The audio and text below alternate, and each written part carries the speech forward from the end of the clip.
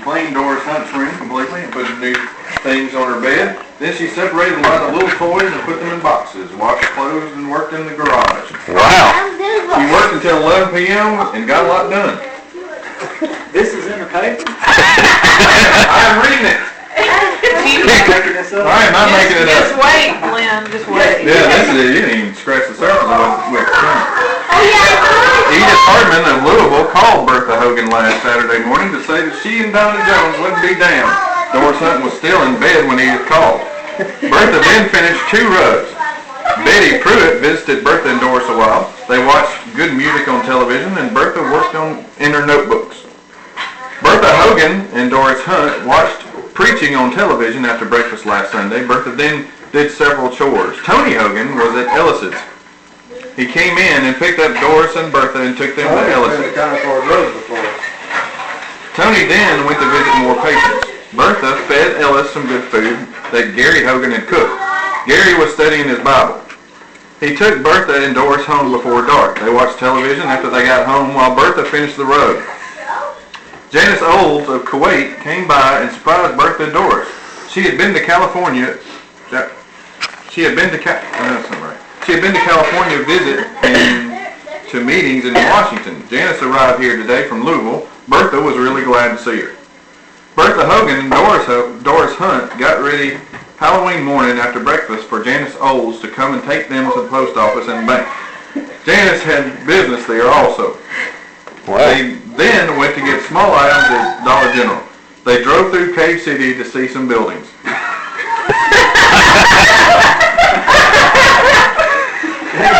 You've been through Cave City. Oh, that's no building there to see.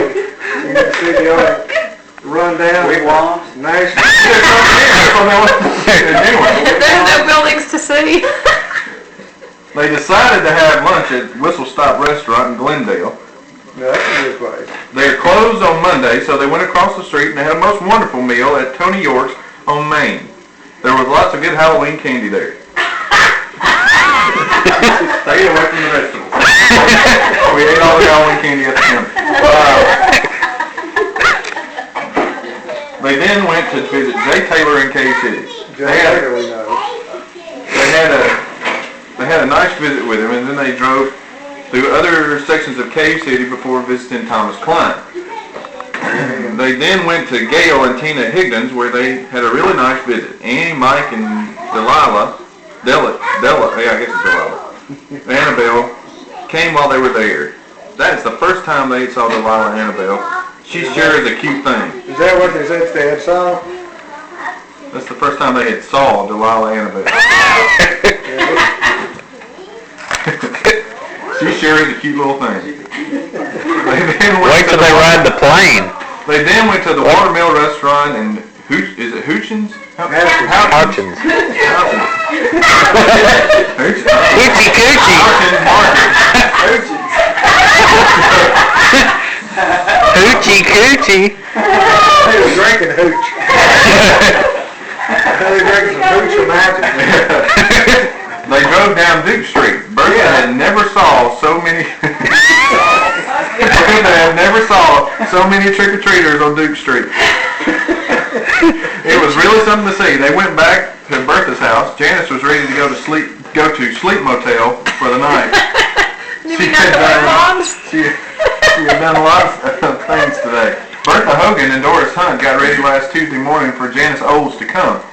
They went to a therapist, and I don't know why they had to go to a therapist, but they went to a therapist in Munfordville for Janice's back. They enjoyed seeing all the baskets, quilts, and other items in the doctor's building. They enjoyed a drive around Munfordville and having lunch at the Watermill restaurant.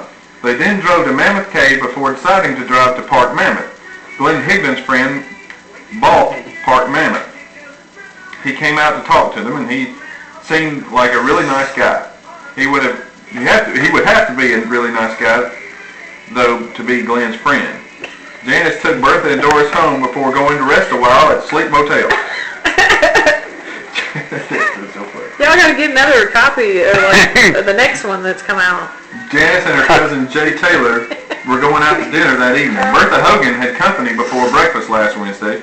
She then did lots of paperwork and made lots of phone calls. Janice also Janice also came by that morning from Sleep Motel. She was on her way to Louisville to catch a plane, P-L-A-I-N. Land. You said that what you said last time. You said catch some land. Just gonna catch some land and back to California. Carol Ford came by after lunch. She took Doris Hunt and Bertha to Ellis's. Bertha. And this is where it gets juicy now. Let me back up a little bit, give you a little bit of that more runway. There you go. So it says, she took Doris and Hunt and Bertha to Ellis's. Bertha took care of Ellis. Gary Hogan went to church. Bertha got Ellis in bed before Gary got back from church.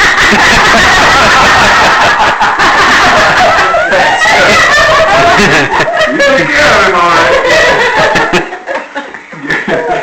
Gary took Bertha and Doris home when he got back. Bertha did a few chores when they got home before going to bed early. She really enjoyed the time spent with her friend Janice Olds the past few days. Gary Hogan took Bertha Hogan and Doris Hunt to Ellis's early Thursday morning before he went to meetings in Bowling Green. Bertha bathed Ellis in... It does too. It says Bertha bathed Ellis. Oh. Right there. Bertha bathed Ellis and took... Oh my. And cooked a big breakfast. Stars and garters. Gary and Benita Martin visited Dorothy Martin. Gary and Benita Martin visited Dorothy Martin visited Saturday. Haley Carol Poole spent the day last Saturday and Sunday with her mammy Dorothy Martin. Debbie Martin visited Dorothy Martin last Tuesday. Beverly Poole and Dorothy Martin went to Glasgow last Monday. Melvin Carolyn and Angel Sturgeon enjoyed a nice dinner Thursday at Colton's. For your Cave City personals, you may call Angel Sturgeon, blah, blah, blah. Colton's closed.